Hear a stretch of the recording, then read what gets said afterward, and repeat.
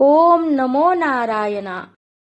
स्वागत है आपका पुरुषोत्तम मास महात्म्य कथा अध्याय 6 में। नारद जी बोले, भगवान गोलोक में जाकर क्या करते हैं? हे पाप रहित, मुझे श्रोता के ऊपर कृपा करके कहिए। श्री नारायण बोले, हे नारद, पाप रहित अधिमास को लेकर भगवान विष्णु के गोलोक जाने पर जो घटना हुई वह हम कहते हैं, सुनो। उस गोलोक के अंदर मणियों के खंभों से सुशोभित सुंदर पुरुषोत्तम के धाम को दूर से भगवान विष्णु देखते हैं। उस धाम के तेज से बंद हुए नेत्र वाले विष्णु धीरे धीरे नेत्र खोलकर और अधिमास को अपने पीछे कर धीरे धीरे धाम की ओर जाते हैं। अधिमास के साथ भगवान के मंदिर के पास जाकर विष्णु अत्यंत प्रसन्न हुए और उठकर खड़े हुए।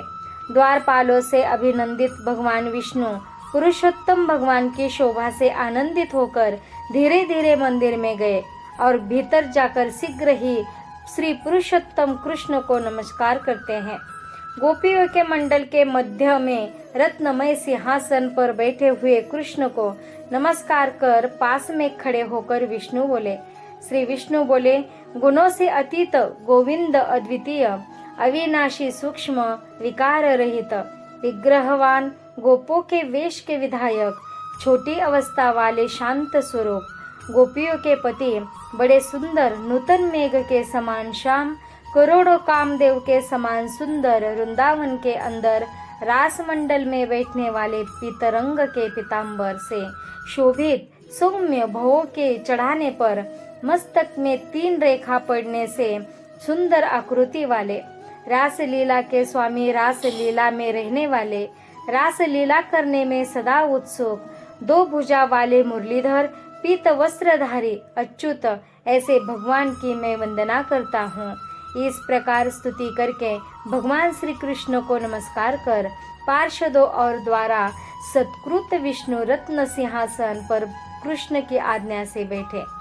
श्री नारायण बोले, यह विष्णु का किया हुआ स्तोत्र प्रातः काल उठकर जो पढ़ता है उसके समस्त पाप नाश हो जाते हैं और अनिष्ट स्वप्न भी अच्छे फल को देते हैं और पुत्र पौत्रादि को बढ़ाने वाली भक्ति श्री गोविंद में होती है। आकीर्ति का नाश होकर सत्कीर्ति की वृद्धि होती है। भगवान विष्णु बैठ गए और कृष्ण के आगे कांपते हुए अधिमास को कृष्ण के चरण कमलों में नमन कराते हैं। तब श्री कृष्ण ने विष्णु से पूछा कि यह कौन है, कहाँ से यहाँ आया है, क्यों रोता है? इस गोलोक में तो कोई भी दुख भागी नहीं है। इस गोलोक में रहने वाले तो सर्वदा आनंद में मग्न रहते हैं। ये लोग तो स्वप्न में भी दुष्ट वार्ता या दुख भरा समाचार सुनते ही नहीं। अतः हे विष्णु, यह क्यों कांपता है और आंखों से आंसू बहाता दुखित हमारे सन्मुख किस लिए खड़ा है? श्री नारायण बोले, नवीन मेघ के समान श्याम सुंदर गोलोक के नाथ का वचन सुन सिंहासन से उठकर महाविष्णु मलमास की संपूर्ण दुख गाथा कहते हैं। श्री विष्णु बोले, हे वृंदावन की शोभा, हे नाथ, हे श्री कृष्ण, हे मुरलीधर, इस अधिमास के दुख को आपके सामने कहता हूँ, आप सुने। इसके दुखित होने के कारण ही स्वामी रहित अधिमास को लेकर मैं आपके पास आया हूँ। इसके उग्र दुख रूप अग्नि को आप शांत करें। यह अधिमास सूर्य की संक्रांति से रहित है, मलिन है, शुभ कर्म में सर्वदा वर्जित है। स्वामी रहित मास में स्नान आदि नहीं करना चाहिए, ऐसा कहकर वनस्पति आदिकों ने इसका निरादर किया है। 12 मास, कला, क्षण, अयन, संवत्सर आदि शेषवीरों ने अपने अपने स्वामी के गर्व से इसका अत्यंत निरादर किया। इसी दुखाग्नि से जला हुआ यह मरने के लिए तैयार हुआ। तब अन्य दयालु व्यक्तियों के द्वारा प्रेरित होकर हे ऋषिकेश शरण चाहने की इच्छा से हमारे पास आया और कांपते कांपते घड़ी घड़ी रोते रोते अपना सब दुख जाल इसने कहा। इसका यह बड़ा भारी दुख आपके बिना टल नहीं सकता। अतः इस निराश्रय का हाथ पकड़कर आपकी शरण में लाया हूँ।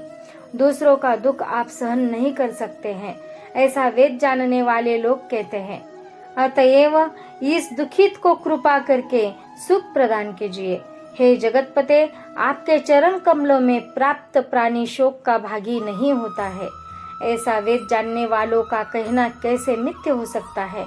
मेरे ऊपर कृपा करके भी इसका दुख दूर करना आपका कर्तव्य है, क्योंकि सब काम छोड़कर इसको लेकर मैं आया हूँ। मेरा आना सफल कीजिए। बारंबार स्वामी के सामने कभी भी कोई विषय न कहना चाहिए, ऐसी नीति के जानने वाले बड़े बड़े पंडित सर्वदा कहा करते हैं। इस प्रकार अधिमास का सब दुख भगवान कृष्ण से कहकर हरि कृष्ण के मुख कमल की ओर देखते हुए कृष्ण के पास ही हाथ जोड़कर खड़े हो गए। ऋषि लोग बोले, हे सुत जी, आप दाताओं में श्रेष्ठ है, आपकी दीर्घायु हो। इससे हम लोग आपके मुख से भगवान की लीला के कथा रूप अमृत का पान करते रहे। हे सुत, गोलोकवासी भगवान कृष्ण ने विष्णु के प्रति फिर क्या कहा और क्या किया इत्यादि लोकोपकारक विष्णु कृष्ण का संवाद सब आप लोगों से कहिए। परम भगवत भक्त नारद ने नारायण से क्या पूछा? हे सुत, इसको आप इस समय हम लोगों से कहिए।